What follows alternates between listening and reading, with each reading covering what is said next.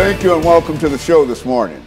The topic this morning is the Oasis Center of Nashville, Tennessee, and we're fortunate to have with us to talk about the Oasis Center of Nashville, Tennessee, Mr. RJohnson and Ms. CWindham, both members of the Oasis staff who will give us some information in reference to the Oasis Center. But before we get started with that, Mr. Johnson, let's have you and Ms. Windham to give us some information about your background, your education, and some of the things that were important in terms of bringing you to us this morning. And then after that, we should be through the first segment of 6 minutes, and then we'll come back with an 8-minute segment, and then we'll give you an opportunity to talk about the center and some of the opportunities and some of the other things that are associated with this. Let's start with you. Thank you. First, I'd like to say thank you for having us here, and I'm happy to be a part of sharing what we do. But I would like to just say my life first. I'm a young man from Memphis, Tennessee, the fifth of 10 boys. I was an athlete, and so growing up in North Memphis was a tough place to grow up. But being an athlete was my outlet, and I received a scholarship to play football at Tennessee State University, and I played football there for 5 years. After finishing football, I had 2 shots with the Atlanta Falcons, and came back here and started to working with young people, and it's something that I love to do because it's just who I am, and who I am is what I do, and I'm grateful for that. Very good. And what about you, Ms. Windham? Well, I've been with the Oasis Center about 5 years. Before that, I was in the private sector in marketing. I love marketing. I love understanding what makes people respond and react.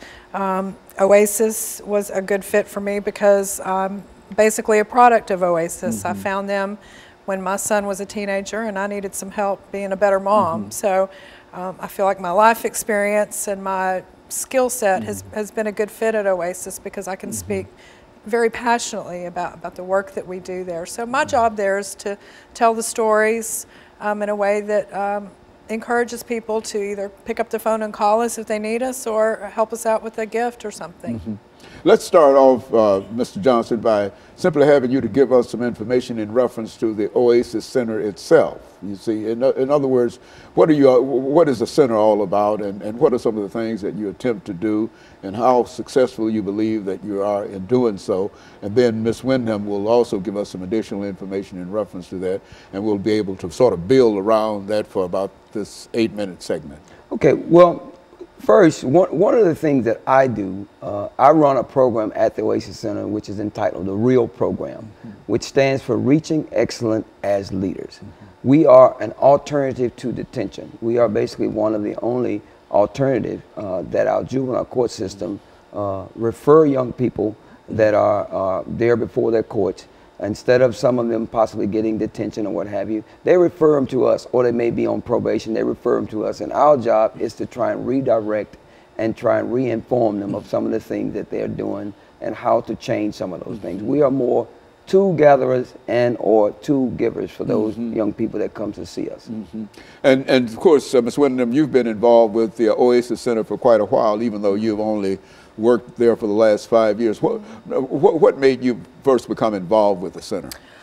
Well, quite honestly, I was just very passionate about the work they did in the city, and I'd gotten to a place in my career, had been laid off from a job during the recession, and took some time to really think about what I wanted to do. Having a child that was now grown, adult, I didn't have some of the responsibilities that a mother has full-time, so I was able to pick and choose really where I wanted to spend my professional time.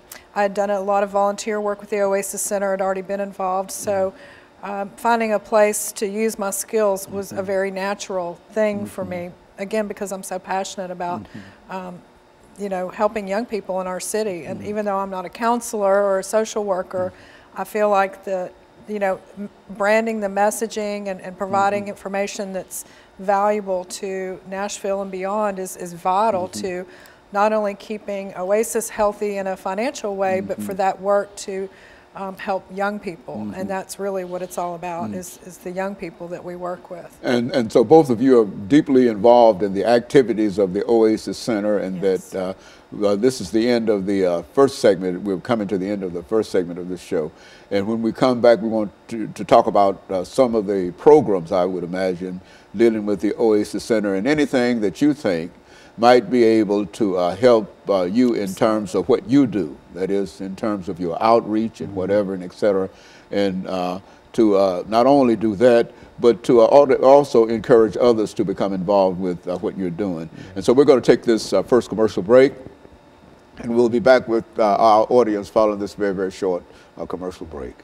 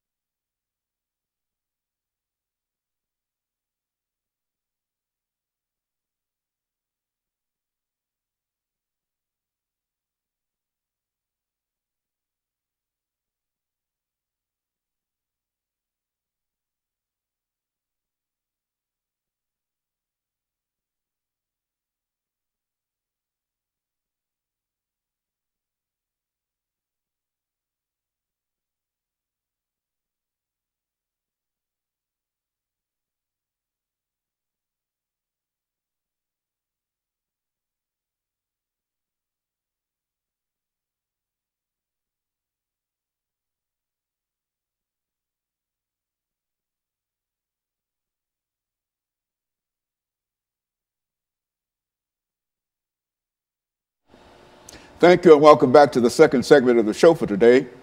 The guests are Mr. RJohnson and Ms. CWindham, and they're talking about the Oasis Center and the impact of the Oasis Center on not only the Nashville community, but upon individuals themselves. And so, Mr. Johnson, let's see if we can pick up where we left off the last time and give you an opportunity to talk about some of the some of the programs at the Oasis Center and what you're trying to do in terms of pushing the center forward. Yeah, the program that I run, it's the only one of its kind at the Oasis Center, but we all are prevention specialists. I would say we have a number of prevention programs, but my program is the one that deals directly with the young people from the juvenile justice system.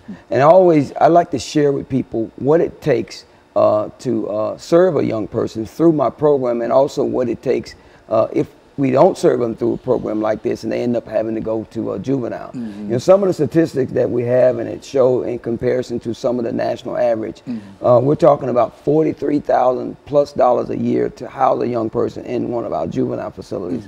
And what we could do with that is, with just $1,000 for a year, we can serve a young person and give them the services that they need at the Oasis Center. So I always say, if anyone wants to really help, you know, and they always say, put your money where your mouth is. These are the kind of things that we need people to understand. It doesn't take a whole lot, but we could really use their help and their assistance. So what you're saying is that it costs $43,000 in a real sense to keep a young person detained in the system for a year.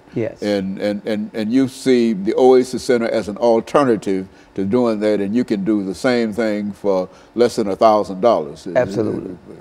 And I can understand that's a great bang for your bucks. And I would imagine you would understand that as a marketing person, would you not? Talk about it from that perspective.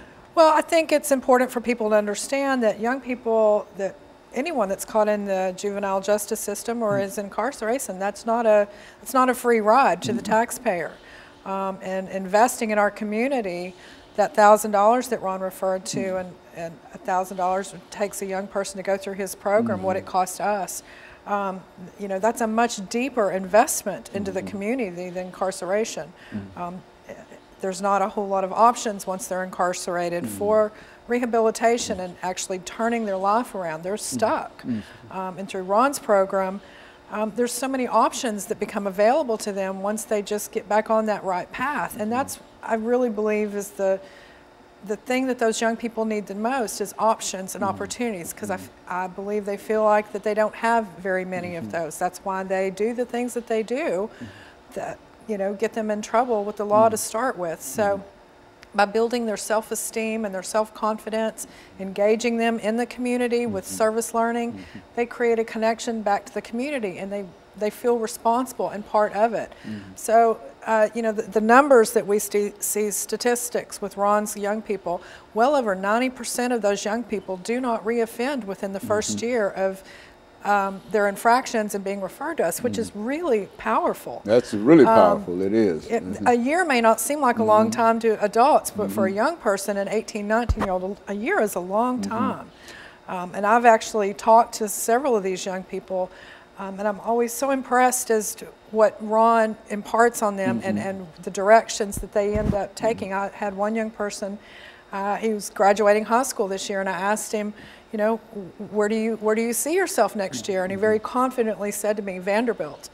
And whether he gets into Vanderbilt or not, his mind is in the right place. His confidence is, that's and right. And that to me is key. Vanderbilt may not be the right place for him, but it makes me so happy, and I know it's very fulfilling to Ron, for them to have that kind of a goal and to be able to visualize it. I think it's essential to their growth as they continue to become healthy young adults. Well, are all these young people assigned by the court system or whatever, and what are some of the other ways that you might have? For the most part, most of our young people come referred by the courts, but we're not just a court-referred program. We are a parent-referred program. If a parent see that her young person is going down the wrong road and there's a cliff at the end and they want to try and save them, we ask and really encourage them to bring those young people there and sign them up. So when they sometimes call the courts and the young person doesn't have any type of charge, the courts will just tell them to go ahead and call. So we're not just a juvenile referral program. We are basically ready and open and willing to embrace the community to try and be a big part in helping make that change with those young people that we serve. Is this a residence program as well, or is it one where students go home at night, or how do you house them anywhere, or what?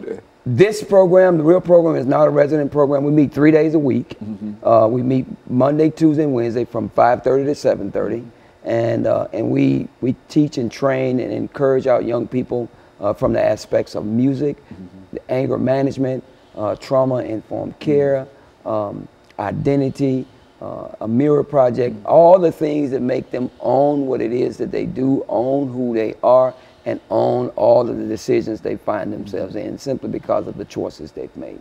Now, where are you located, Ms. Wyndham? We're on Charlotte Avenue, 1704 Charlotte Avenue, right about 2 blocks from downtown Nashville, right on a bus line, very easy access to anybody that wants to come to the center.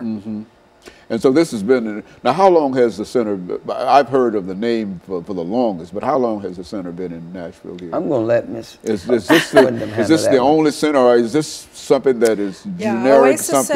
Oasis Center was born in Nashville. It's a Nashville-based organization, and if my math is correct, we're about to celebrate our 46th year in Nashville.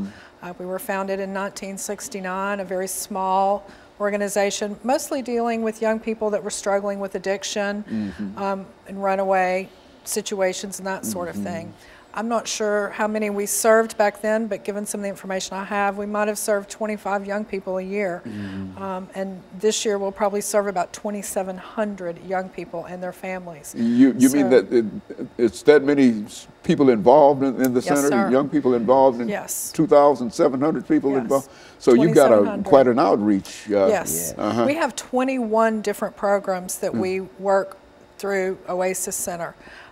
We generally, they fall into 3 categories. Our first category is our crisis, young people that are most at risk and in crisis right now. The middle, kind of the middle part of what we do, where Ron's program is our youth engagement and action, and that's really where we're trying to get on the front side and reach young people before it's too late, before they're desperate, before they act and do something that they regret later. And really, as I said before, all of those programs are there to empower young people, to teach them to use their voice in positive, nonviolent ways that we've seen recently during the MLK March, Very good. The women's rally downtown last week. Okay, and so we're going to take this second commercial break, and we'll get back with you. And we'll be back with our audience following this very, very short commercial break.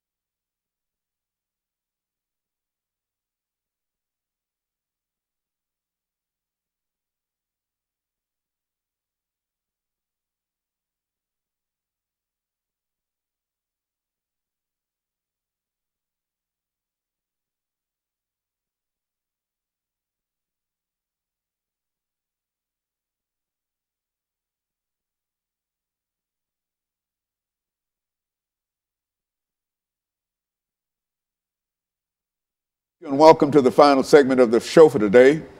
The topic is the Oasis Center, and we're talking to RJohnson and Miss Catherine Windham. And of course, let me not only welcome you back to this final segment, but to let you know that anything that you've got to say in reference to the Oasis Center, or anything, any pleas you have to make, and etc., some of the things that you might have wanted to say before you got here, but did not have an opportunity to say yet, I want you to say that now, so that you can't leave and say that, you know, I didn't allow you to say certain things. So, but really, I want to give you the opportunity to simply freely discuss whatever you believe to be important that our audience ought to know in reference to the center. Let's start with you, and then with Ms. Will. Yeah, one of the things that I think everyone should know, that, you know, the Oasis Center is there for our community. It's not just there for a selective group of people. And I really think that, you know, people should know, stop by, call, bring your young person down there. We have college access, where we got young people right there on staff that will help their young person get prepared for college. We have, you know, a bunch of different outreach programs. We have the REAL program. We have the LGBTG program, where we really believe in wrapping our arms around the whole person. And then the other thing I think they need to understand and know, I really would like to know, it is a safe place. We have counseling on hand right there to help you walk through some of the things that you may be going through. And at the end of the day, I think you're going to really meet people who love people when you walk into the Oasis Center. Ms. Windham. Well, I agree with Ron. You know, all of our programs primarily focus on 3 things: connecting a young person to a healthy adult, providing them a safe place, as Ron mentioned, and empowering them to make better choices as they become adults. And through all of our programming, that's really where we stay focused. Is this, the first part, is that sort of a mentoring program? Is that what you do? Is that a part of it? Somewhat. You know, all of our counseling team, our whole staff, even me, I'm not a counselor, but I'm expected to be, you know, a positive influence on any young person I encounter, and I take that quite seriously. And all of us are very focused. There's not a staff member there that is not their primary focus. To ensure that any person, young person we connect with, it's a positive relationship, it's a positive connection. Whether I know them, I know their name or not, you're going to get a positive greeting or response from me and the entire staff. All of the services that Oasis offers are free, which is pretty amazing to me when you consider the vast resources.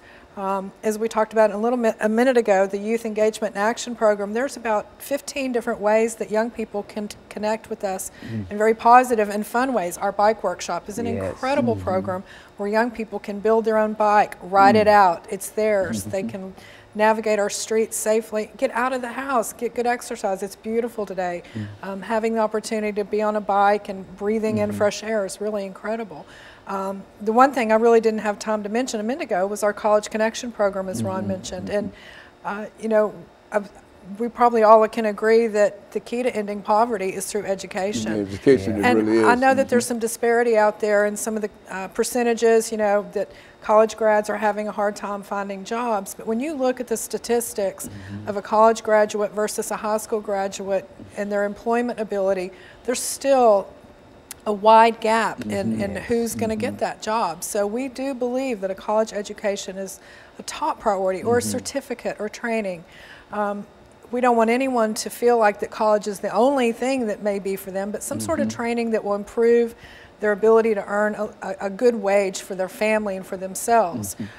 So that's really kind of closes the circle on all the services that we offer. And just tremendous results. The community, the Nashville community, is very supportive of the work we do. That's what I was thinking. Who supports this? Financially, I mean, how do you get your Great question. We have yeah. a very diverse, what I call funding portfolio. Some of it is through federal grants, some of it's through state grants, and some of it's through private foundations that support our work. And then a fair number of it is just checks, donations that people make. And you know, as in the marketing and development team, I often hear my $25 doesn't make a difference. I can assure you that your $25 makes a difference. We put all those $25 together, and we create pretty powerful change in our community. And so you're serving more than 2,700 2,700 young people. Boys and girls. Young men and young women ages 14 to 24. One of the things that we really focus on is meeting young people where they are. We don't expect you to come in fixed and healed and a mature young person. You may not be. You may be stuck somewhere along the way. And that's the wonderful thing about Oasis is that you are always welcome there. There are never second chances. There's third chances, fourth chances, but you've never reached your last chance with us. And I think that's a very important thing for young people to know. And so you've been with Oasis Center for how many years? I've been with the Oasis Center for about 5 years, but I've been working in the youth market for over 30 years. And now, well, with all of that experience, what are some of the things that you can tell young people this morning in terms of how to change their lives or how to make their lives conform to what might be right or whatever? I can say this here from my own experiences and some of the things that I've been teaching is I always tell my staff is the way we find a way to help young people change, one, we got to be authentic, and then we allow them to be authentic, and then we allow them to own what it is that they choose to do. But in owning what they choose to do, we try to equip them. We want to give them more tools that they can use when they find themselves in a situation that got them here. They didn't have the tools that we're going to be giving them. So when they leave us, they're going to have an array of different tools that they can use to change their life. And I think with that, if you can change a brain, you can change a person's life. You can change the way he thinks. And those are the things that we really go after. We can change the thought process. We can change the heart along the way. And that's what we have found in the real program. We've had over 400 some young people to come through that program. And you're talking about, you know, the high 80, 90% of non-recidivism. But not only that, having parents calling and saying, what have you done to my son? We haven't done anything but prepare him and give him more tools that he used to make better decisions from what he had before he got to this place. And they are impressed by whatever you've done in reference to getting that. Huh? Absolutely. And I'm so grateful for that, because we teach them things such as music. Lyricology, one of our main core foods is music, the effects of music in our lives. Does music have an effect? And when we're able to help young people understand it, we're not trying to take it away, but does it have an effect? And we're just trying to help them appreciate it more and not perpetuate it more. And then when that happens, they listen to it from a different lens, different ear, with a different ear. I think, Ms. Wyndham, Mr. Johnson came to us a long time ago. At that time, he had a program, and that's why I wanted to bring this up at this particular time, called Choices. Choices and the Effects. Choices and the Effects. Say something about that. We've got about a minute. Well, I still do the choices and the effects because it's so real, so relevant, and so of this time. We are all direct derivatives of the choices we make. We are the sum total of what happens to us. So prior to doing it, that program is something that I use in the real program. It's not exactly called Choices and Effects, but it's actually used, and our young people take it to heart. They really seriously take it to heart. They own their decisions, and they understand that it does have an effect. And so you've decided to simply dedicate your life in a real sense up in reference to helping others and dealing with young people. Is that right, Ms. Wyndham? Yeah, he's a superhero. He didn't wear his cape today, but he's a superhero. Very good. And of course, I think that you're playing a very, very important part in helping to organize things in terms of marketing and et cetera, because that's an important outreach. It really is an honor to do it. To be part of something that's just having such a vast impact in our community and nationwide.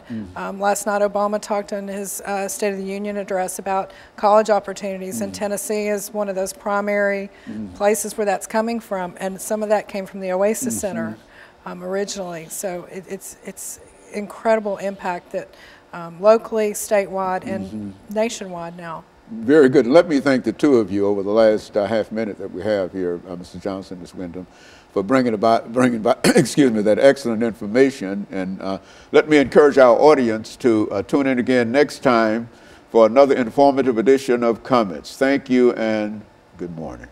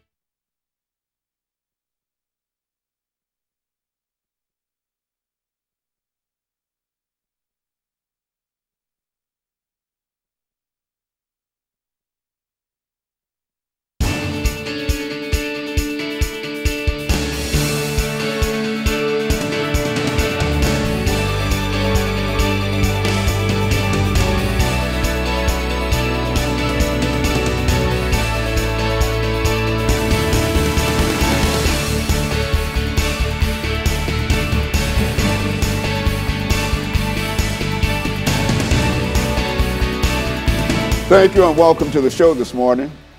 The topic this morning is the African American experience and slavery, or the African American heritage and slavery. And to talk about the African American heritage and slavery, we have with us our guest, Ms. Vivian Harris. Ms. Harris, let me welcome you to the show this morning. And Vivian, let me welcome you to the show this morning and tell you how delighted we are to have you here with us, and to have you to give us some information about your background, your experience, and some of the things that were important in terms of bringing you to us this morning. And we'll take about the first 6 minutes of this program to do so, and then we'll have a 2-minute break, and then we'll come back and we'll talk about slavery and the African American heritage, bringing in as much information dealing with the 2 books that you've produced, and then we'll be able to end this for the day. Let's start off with your background, education, and experiences. Okay. Thank you so much for having me. I'm most appreciative of being a guest on your show. I am from the Midwest, and I was born in Carbondale, Illinois.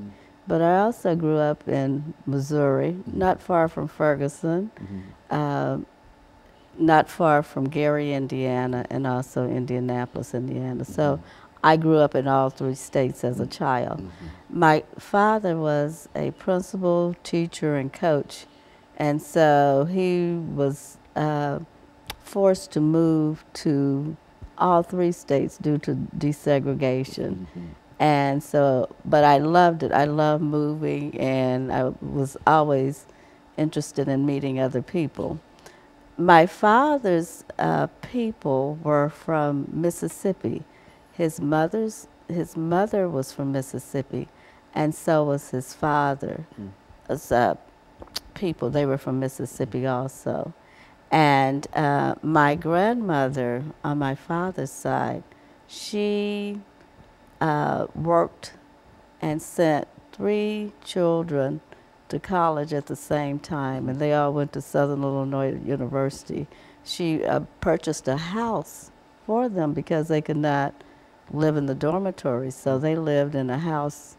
The 3 of them lived in one house, and she rented out the rest of the house to students who were African. She must have been some kind of woman, maybe. And can you imagine, you know? And so she sent 10 children to college, you know, so that's remarkable for a woman who only had a 6th grade education.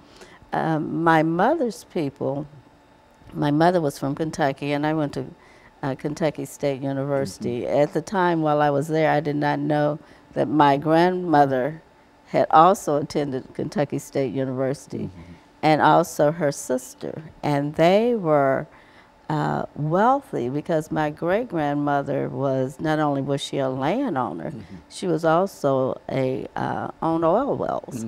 So they lived an entirely, I guess, wonderful life. Independent lives. Yes, yes, you know. And interestingly, I found out that my great-grandmother's husband was a Civil War veteran, so he was able to acquire $12 a month for his pension, so they live quite well.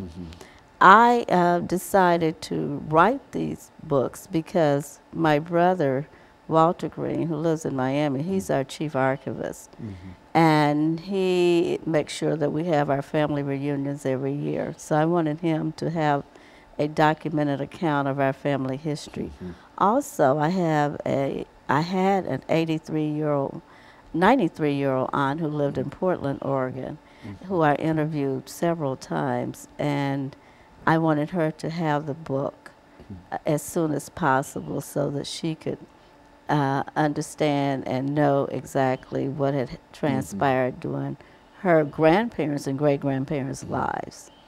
And so in a real sense, you've researched all of this information, and so you've got a real story you believe that you can tell dealing with African-American heritage, slavery and African-American heritage. And so what we want you to do after this first commercial break, when we come back during the second segment, is to tell us a story. Sure. In terms of how these books related to the information that you're dealing with, and quote some of the books or whatever. But that's what we want to try to get as much of this information as we possibly can during the second and third segment. Is that, would that be the way you would like to do it? Yeah, I think that would give us some excellent information, because I think that you've got some good, you got a good looking book. Well, thank you. Thank you. And I'm sure that you have the information. And so after our first commercial break, we'll come back and we'll give you an opportunity to talk about slavery and the African-American heritage. And of course, we'll be back with our audience following this very, very short commercial break.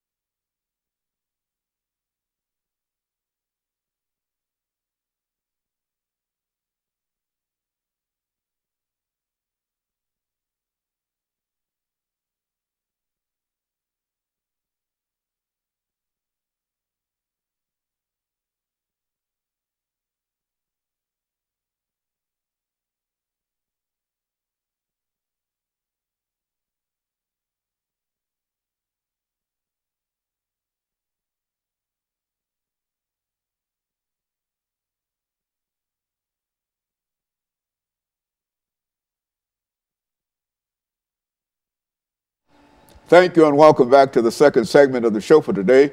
We're talking to Miss Vivian Harris, and she's given us some information in reference to her background, education, and some of her experience.